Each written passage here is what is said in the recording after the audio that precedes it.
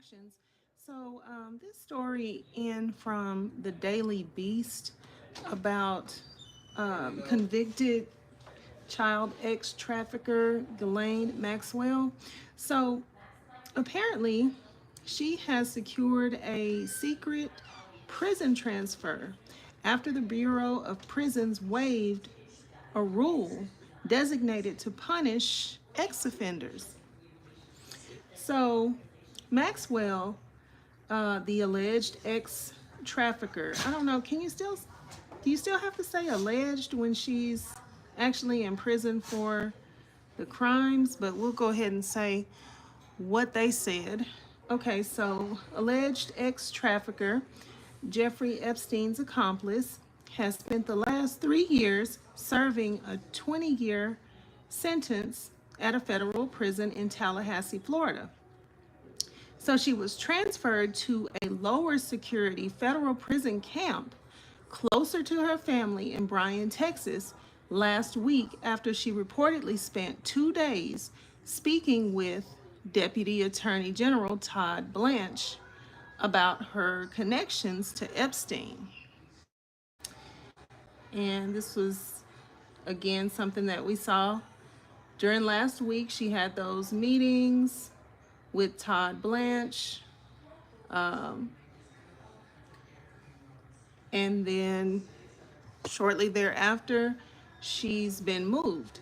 All right, so the move required the Bureau to waive its policy that convicted ex offenders must be held at least at, this is weird the way this is worded, held at least at a low level prison, according to NBC News. Maxwell received a waiver to facilitate the move, according to MSNBC reporter Ken Delanian, which gave her access to a less restrictive prison environment than the one in Tallahassee. All right, so a federal prison camp is a minimum security facility with dorm-like housing, meeting the Bureau of Prisons' lowest security level designation. Low-level security prisons are a step up from prison camps. A prison consultant told Delanian he had, in quotes, never seen this done before for a ex-offender. Delanian wrote on X, the Bureau of Prisons, which confirmed Maxwell's move last week, did not respond to immediate requests for comment, including whether it waived the policy for Maxwell. Maxwell's attorney also did not respond to an immediate request for comment. Miami Herald reporter Julie K. Brown predicted that Maxwell would be moved on the Daily Beast podcast this week. Oh, okay, so someone already had predicted that she would be moved. Brown, who's reporting on Epstein in 2018, renewed interest in the story and led to new federal charges, noted that jails were inherently dangerous places. She wouldn't necessarily be safe anywhere, Brown said. So, and also in quotes, it is so easy to cover up a jail crime, Brown said. The cameras are broken, guards fall asleep. They are, for the most part, very corrupt. The move also came after she was reportedly threatened by other inmates for being a snitch, according to the Daily Mail. The publicity around her conversations with the Justice Department reportedly put a target on her back. And then they're saying as soon as she spoke with the government, she was considered a snitch by other inmates at Tallahassee. The source told the Mail. There were very real, incredible threats on her life. Yada, yada, yada. Okay. So this sounds like an excuse to get her to the lowest level security prison after she talked to one of Donald Trump's ex-attorneys. Okay. And just looking to see if they're saying anything any different. Hello, if you're just coming in. Hello, Zen Soul. Hey, girl, hey. Yes, it is a magnificent Monday. Thank you for stopping in. It's just like, really? Well, also,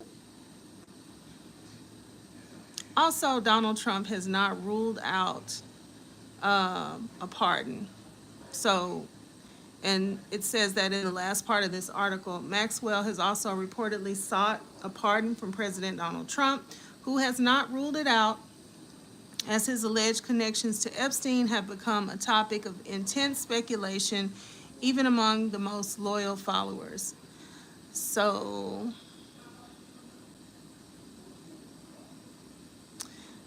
yeah. That pretty much wraps it up. I just wanted to bring this story. I thought it was interesting, and also feel like it's just very important to continue to talk about the everything surrounding Jeffrey Epstein, the client list. There's a lot of stories coming out to distract away from the situation with the Epstein list, which is, does not need to be covered up.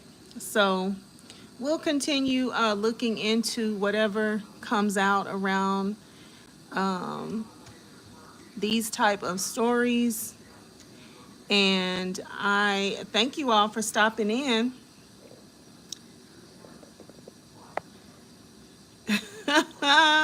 Yes.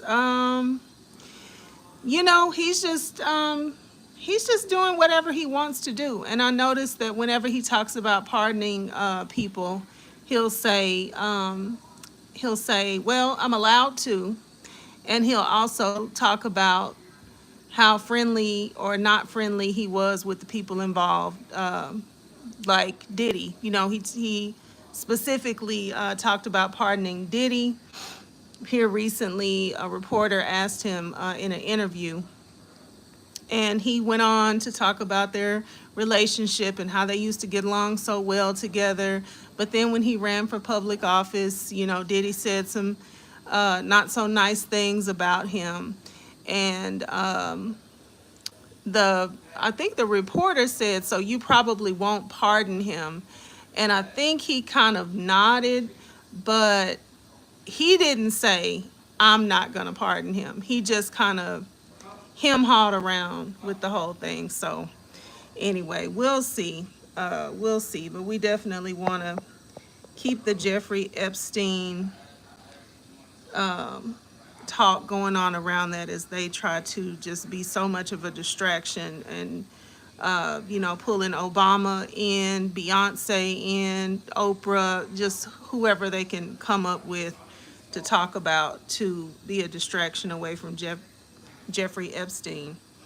So it's awful. It's awful, Zen Soul. It's almost like surreal. Yeah, that's a good word for it. It really is surreal when you think about, this is our country right now, and this is the presidency that we are living through. Let's see, he was actually a switch. Yeah, because, in my opinion, it's just all about him personally. And another thing is that, there's groups behind him. And I feel like he's, appeasing those groups as much as he can. I feel like they conflict with each other from time to time. So that's why people get mad at him, and he, fall out with him, because you can't please all the people all the time, even though he's going to try to, because these are the people that have supported him being in the position that he's gotten to. But above everything is like him and what he wants to do, just personally, just because that's just what he wants to do.